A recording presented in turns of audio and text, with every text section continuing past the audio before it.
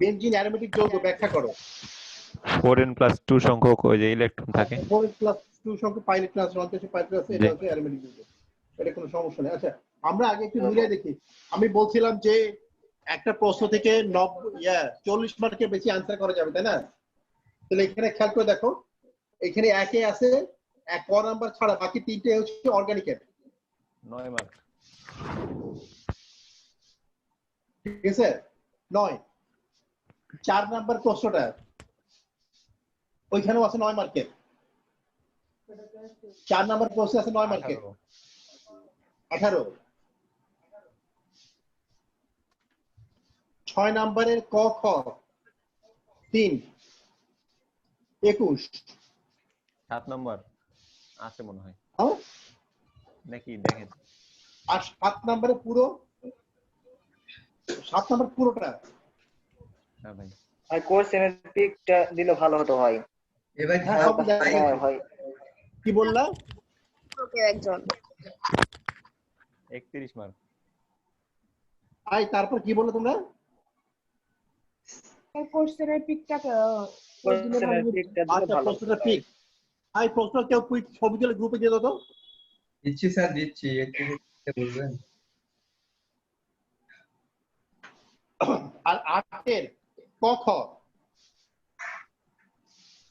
34 mark ভাই। হ্যাঁ 34 mark. 34 মার্কের এখান থেকে আসছে নাকি? এবার অবজেক্টিভ দেখি। অবজেক্টিভের 1 নাম্বারটা আছে, 6 নাম্বারটা আছে, 7 নাম্বারটা আছে, 3 4 4 5 5 5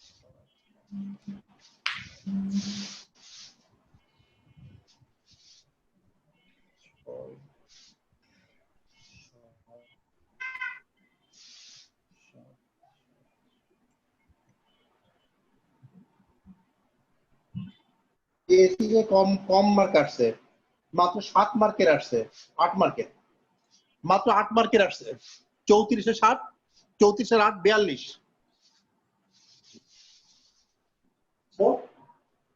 42 মার্কের প্রশ্ন আসছে, হ্যাঁ জৈব রসায়ন থেকে 42 মার্কের আনসার করা যাবে একটা অধ্যায় থেকে 42। তাহলে এই অধ্যায় সব অধ্যায়ের দাদা বলা যাবে? আমাদের বস। হ্যাঁ ভাই। আচ্ছা একটা প্রশ্ন আমার চোখে পড়ছে, এর মধ্যে পড়ানো হয়নি, বাদ পড়ে গেছে।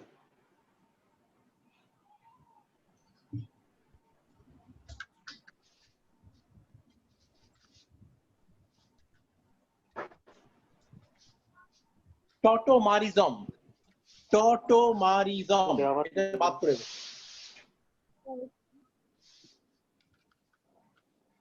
একটু।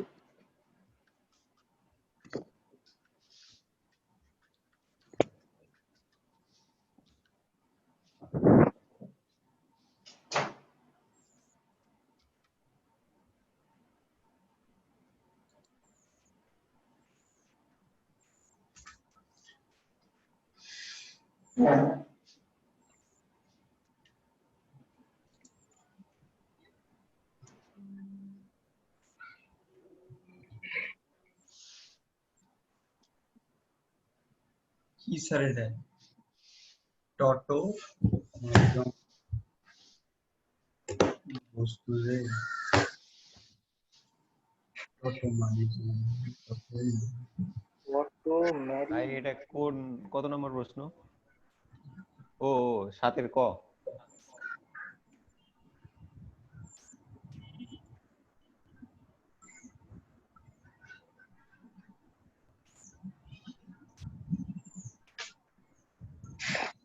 যৌগের নাম কি ভাই? প্রোপানন। এর নাম প্রোপানন, তাই না? জি ভাই। আচ্ছা প্রোপাননে অণুটা হচ্ছে তরল। প্রোপানন অণুগুলো হচ্ছে এই পদার্থটা হচ্ছে তরল। তরল পদার্থের মধ্যে অণুগুলো একটু একটু ছুটি করতে থাকে। থাকে স্যার। ছুটি করবে না করবে না? করবে অণুগুলো ছুটি করবে না করবে না? করবে স্যার, করবে। অণুগুলো ছুটি করবে।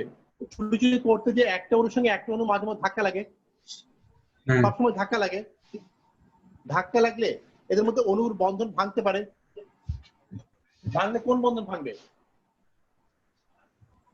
ওই যে পাই বন্ধনটা আছে ওটা। পাই বন্ধন ভেঙে যাবে।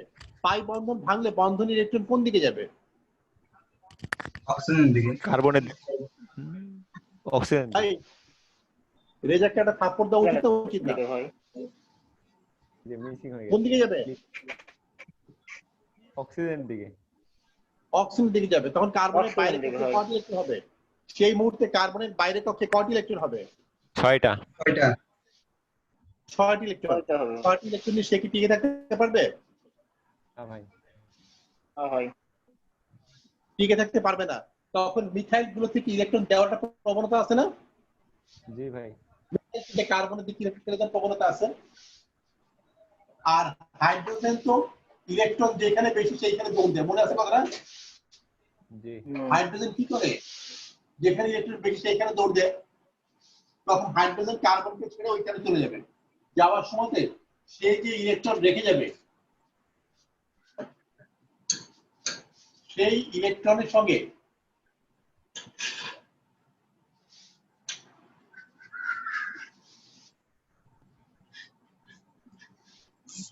এইখান থেকে একটা হাইড্রোজেন ছুটে গেছে।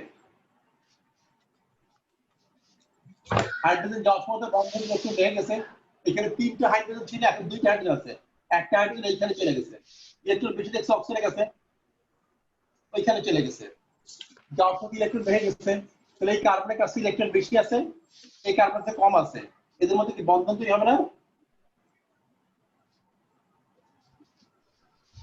হবে না হবে না? জি ভাই। হবে স্যার, হবে হবে। ওকে।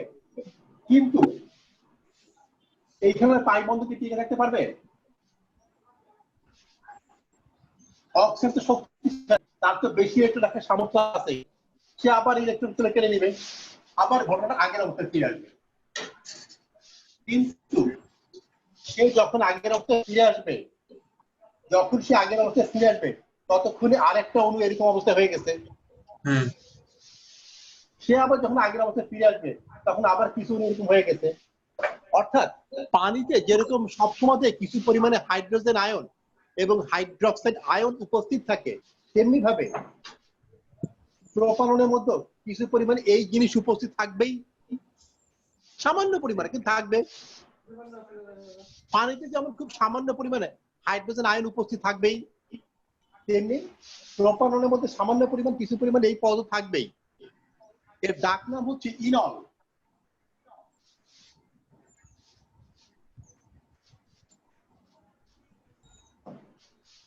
এর ডাক নাম ইনল।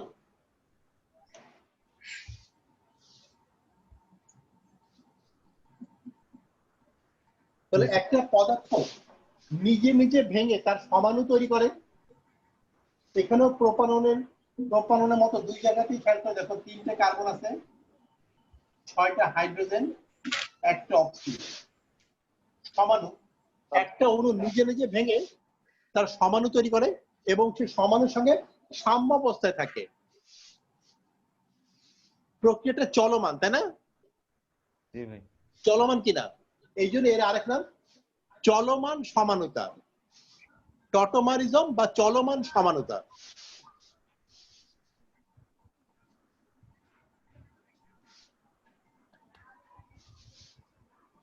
ওকে, টটোমারিজম বা চলমান সমানুতা।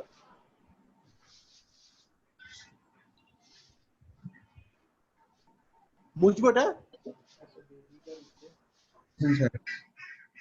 হ্যাঁ ভাই ওকে,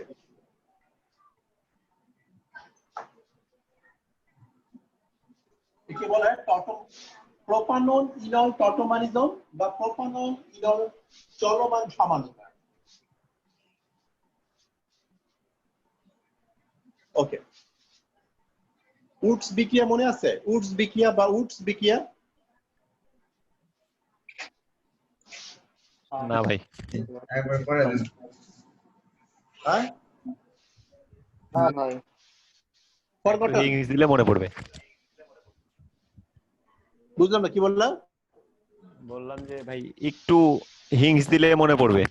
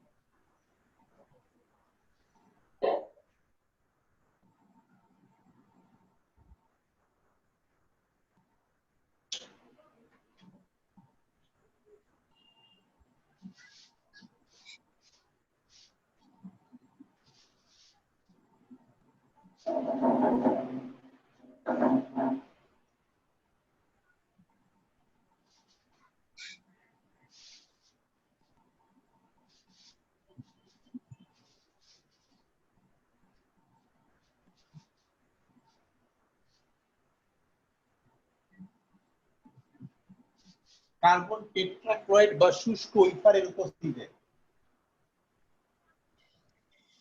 স্যার এটার নাম কি বললেন?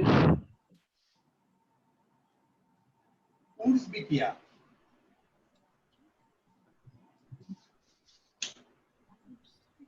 উডস বিক্রিয়া। তাহলে এখানে কি হয়? দুইটা সোডিয়ামের সঙ্গে দুইটা ক্লোরিন যুক্ত পড়বে না পড়বে না? দুইটা সোডিয়ামের সঙ্গে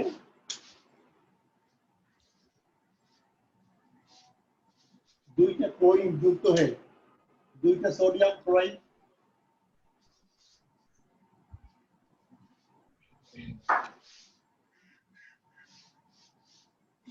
ঠিক আছে,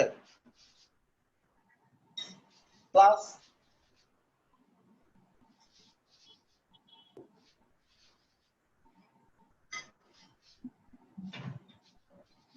থাকলো এই পাশে একটা ইথাইল মূলক, মিথাইল মূলক থাকলে একটা বন্ড ফাঁকা, এখানে একটা মিথাইল মূলকেরও একটা বন্ড ফাঁকা, ফাঁকা ফাঁকা বন্ড গুলো যুক্ত হয়ে তৈরি করে ফেললো, কি তৈরি করলো? ইথিন। এই এখানে থাপ্পড় দাও। ভাই ইথেন হয়ে যাবে ভাই, সরি ইথেন। বলে ওই এক মিস্টেক।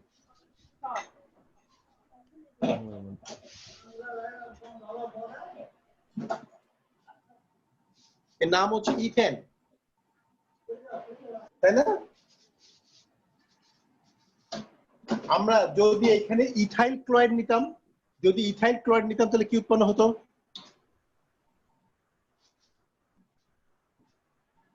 পরীক্ষার ভাই খাতার মধ্যে প্রোপেন, একবার একটু যথেষ্ট। কি? প্রোপেন হতো। না, তাহলে তোমাদের কিন্তু দুইবার লেখার দরকার নেই, আমি তোমাদের বুঝাবার জন্য দুইবার লিখছি, এরকম দুইবার লিখছি তোমাদের বুঝাবার সুবিধার্থে, তোমরা একবার করে লিখবা। তাহলে মিথাইল ক্লোরাইডের সঙ্গে সোডিয়ামের বিক্রিয়া দেখাইছি, যদি ইথাইল ক্লোরাইডের সঙ্গে সোডিয়ামের বিক্রিয়া হতো ও ইথেন হতো নাকি? তাই তাহলে কি হতো?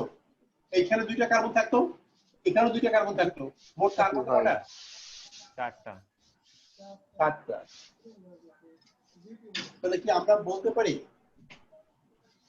ব্যাপারটা হচ্ছে ইথিন আর ইউটেন।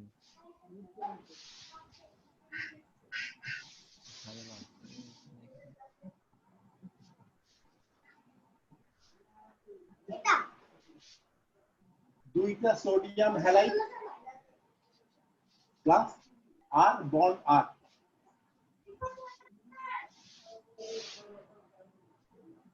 বলতে পারি দ্বিগুণ কার্বন বিশিষ্ট অ্যালকেন উৎপন্ন হয়। অ্যালকাইল হ্যালাইডের সঙ্গে কার্বন টেট্রাক্লোরাইড বা শুষ্ক ইথারে দ্রবীভূত সোডিয়ামের বিক্রিয়াতে দ্বিগুণ কার্বন বিশিষ্ট অ্যালকেন উৎপন্ন হয়।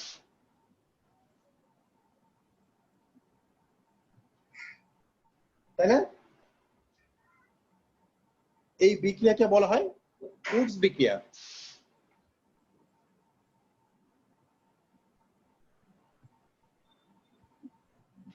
কারো আপত্তি আছে? না স্যার।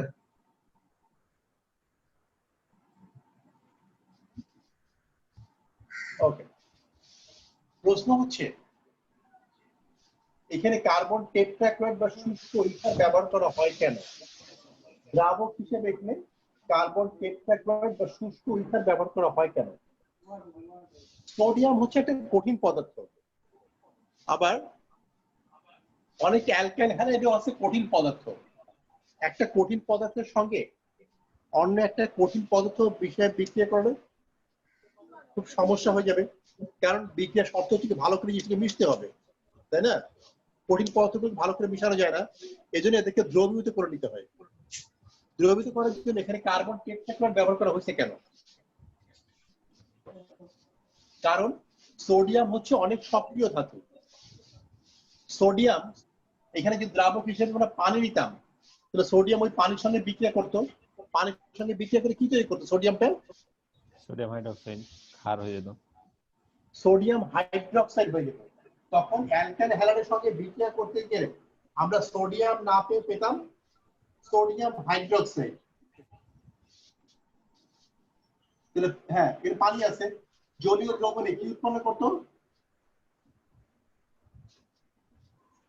বলো? ভাই অ্যাসিড ক্ষার মানে লবণ আর পানি উৎপন্ন হবে তাই নাকি? পেলে বলতে আবার সোডিয়াম হ্যালাইডের সঙ্গে যুক্ত হয়ে সোডিয়াম হ্যালাইড।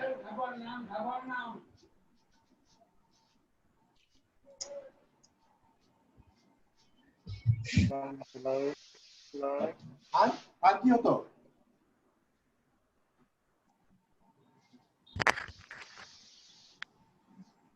আর আরওএইচ মানে এটা কি নতুন নাকি বড় তোমাদের কাছে? আর না ভাই,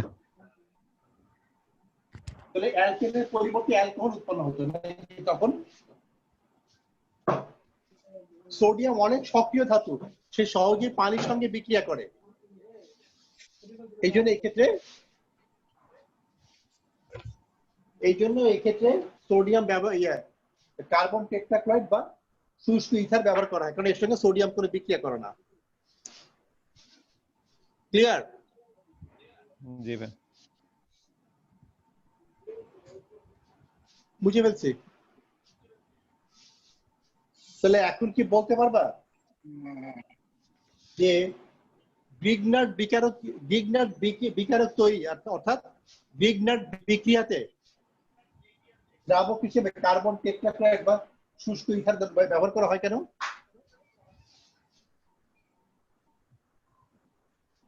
গ্রিগনার্ড বিক্রিয়াতে দ্রাবক হিসেবে কেন ব্যবহার করা হয়? গ্রিগনার্ড বিক্রিয়া লিখি, যে বিক্রিয়াতে গ্রিগনার্ড বিকারক তৈরি হয় তাকে বলে গ্রিগনার্ড বিকারক বিক্রিয়া। বিক্রিয়াটা হচ্ছে অ্যালকাইল হ্যালাইড প্লাস ম্যাগনেসিয়াম,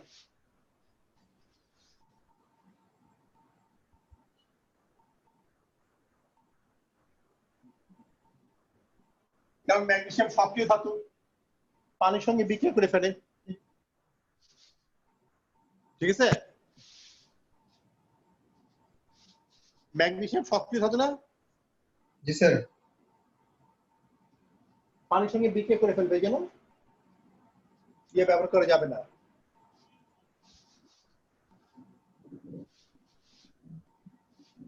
পানি ব্যবহার করা যাবে না, ব্যাপারটা ক্লিয়ার? তৈরি হয় RMgX গ্রিগনার্ড বিকারক। আশা করি মনে আসছে ব্যাপারটা। এখানে তৈরি হয় RMgX, মনে আছে না? জি স্যার মনে আছে। আরাফাত বাড়ি কাজ করছো? আরাফাত আছে ভাই জরিমানার টাকাটা ভাই আছে, কোনো ছাড় নাই, বিকাশ আরাফাত করতে বলেন। হ্যাঁ ভাই বলেন। বাড়ি কাজ করছো? না ভাই আমি তো নওগাঁতে আছি ভাই, বাসায় যে করবো ভাই, এখানে বা হয়নি। হাতে টাকা পয়সা আছে?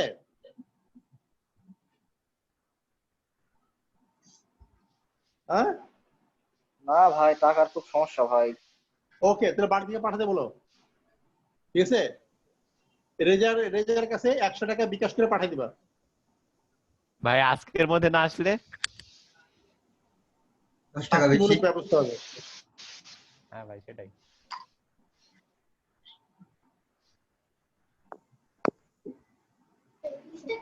আচ্ছা রেজা, আজকের মধ্যে 100 টাকা ফাইল দিলে তো হ্যাঁ ভাই, 100 টাকা আসলে ইনশাআল্লাহ আমি গ্রুপে বলে দিব যে টাকা পাঠালো।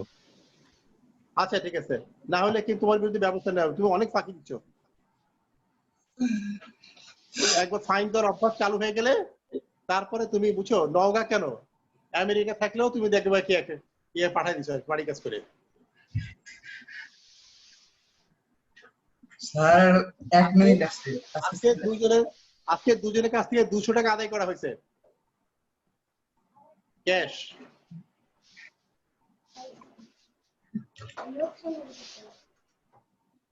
স্যার আজকে ছুটি দিয়ে দেন। কি স্যার কিছু না, আজকে ছুটি দিয়ে দেন। আচ্ছা, ছুটি দরকার নাকি পড়াবো? ছুটি দেন স্যার আজকে। ছুটি দেন ভাই, কোন এই বাকিদের বক্তব্য কি? বেশি পড়ালে মাথায় অবস্থা। আরে যা, হ্যাঁ দাদা বলো। আরে ভাই তোরা কোনটা গেলি? ইয়া, এরা কোনো কথা কয় না কেন? হ্যাঁ ভাই ছুটি টুটি দেন তাহলে। ছুটি দেন ভাই, 1.5 ঘন্টা তো হয়ে গেল প্রায়। আরাফাত তাহলে পাঠায় দিও, নাম্বার জানো তো তাই না? এই নাম্বার দিয়ে দাও। আরাফাত, নাম্বার আমি